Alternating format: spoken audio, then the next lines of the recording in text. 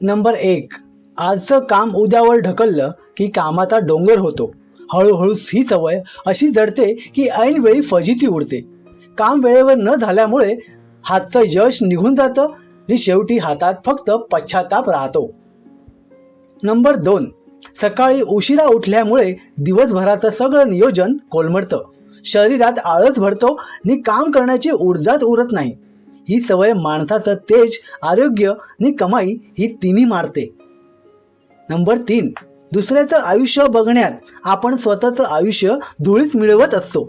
Mobile हातात घेतला की तासनतास कसे निघून जातात कळतच नाही. हा फालतूपणा चस्का माणसाला आतून पार रिता करून टाकतो.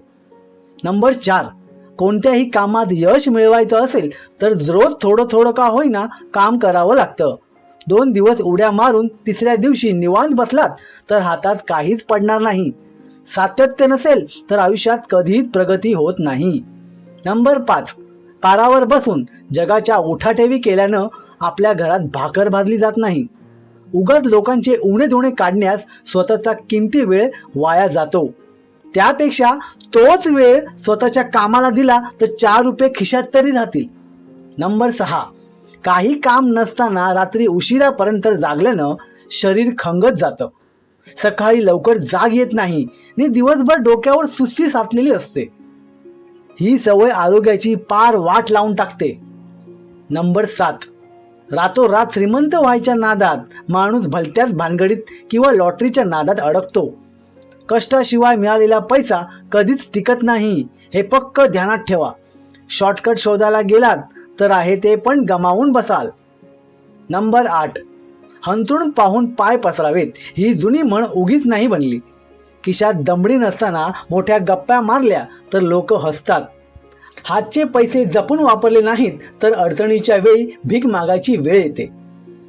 नंबर 9, लोकांना दाखवण्यासाठी महागडा फोन किंवा गाडी कर्ज काढून घेणं म्हणजे स्वतःहून गळफात लावून घेण्यासारखं आहे. हफ्ते भरताना नाकातोंडात पाणी येतं ना आणि सुख शांती पार गायब होते. दिखाव्याच्या नादात माणूस पार भिकेला लागतो.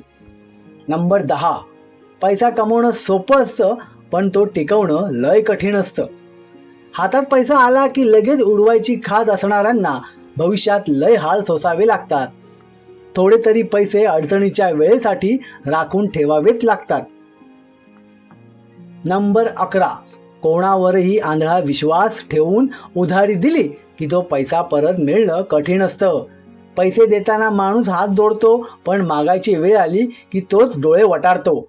शेवटी स्वतःचेच पैसे मिळवण्यासाठी गयावया करावी लागते. नंबर 12, रुपया कुठे येतोय आणि कुठे जातोय याचा हिशोब नसेल तर खिसा कधी रिकामा झाला हे कळणारच नाही. महिन्याच्या शेवटी पैसे कुठे गेले असा विचार करत कपाळावर हात मारावा लागतो. व्यवहारात चोख राहिल्याशिवाय संसारात बरकत येत नाही. नंबर 13, बापाच्या कमाईवरती मात दाखवणं लय सोपं असतं पण स्वतः कमवायला लागल्यावर मिठाची किंमत कळते. स्वतःच्या पायावर उभं राहिल्याशिवाय समाजात कवडीची किंमत मिळत नाही. घरच्यांच्या जीवावर उड्या मारणारा माणूस कधीच मोठा होत नाही. नंबर 14, दुसऱ्याच्या कर्जाला जामीन राहणं म्हणजे दुसऱ्याच्या कुऱ्हाडीवर स्वतःचा पाय देणं आहे. ज्याच्यासाठी जामीन राहाल तो पळून गेला की बँक तुमच्या गळ्याला आवळते. फुकटच्या लफड्यात पडण्यापेक्षा सरळ नाही म्हणायला शिका. नंबर 15, काम बिघडलं की परिस्थितीला किंवा दुसऱ्या माणसाला दोष देणं लय सोपं असतं पण स्वतःची चूक जोपर्यंत मान्य करत नाही तोपर्यंत माणूस काहीच शिकू शकत नाही. दुसऱ्यावरती बोट दाखवणारे नेहमी एकाच जागी कुडत राहतात. नंबर 16, माजनी अहंकार माणसाची बुद्धी भ्रष्ट करतो. अहमपणामुळे चांगली नाती, हाताशी आलेल्या संधी या पार निघून जातात.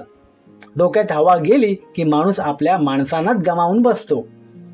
नंबर 17, शेजाऱ्यांची गाडी किंवा मित्राची प्रगती बघून जळण्यात काहीच फायदा नाही. दुसऱ्याचं भलं बघून जळण्यापेक्षा आपण कसं पुढे जाऊ याचा विचार करा. जळफळाट करून स्वतःचं मानसिक स्वास्थ्य मात्र पार बिघडून जाईल. नंबर 18, सतत नशिबाला दोष देणारी माणसं आयुष्यात कधीच पुढे जाऊ शकत नाहीत. नशीब हाताच्या रेषांवर नाही तर कष्टाच्या घामावर अवलंबून असतं. सतत रड गाणं गायलं तर पाठीमागे उभा राहणारा माणूस सुद्धा पळून जातो. नंबर 19, आपल्या ताटात काय आहे ते सोडून दुसऱ्याच्या ताटातलं बघायची सवय लय वाईट आहे. स्वतःकडे असलेल्या गोष्टींचा आनंद घ्यायला शिका.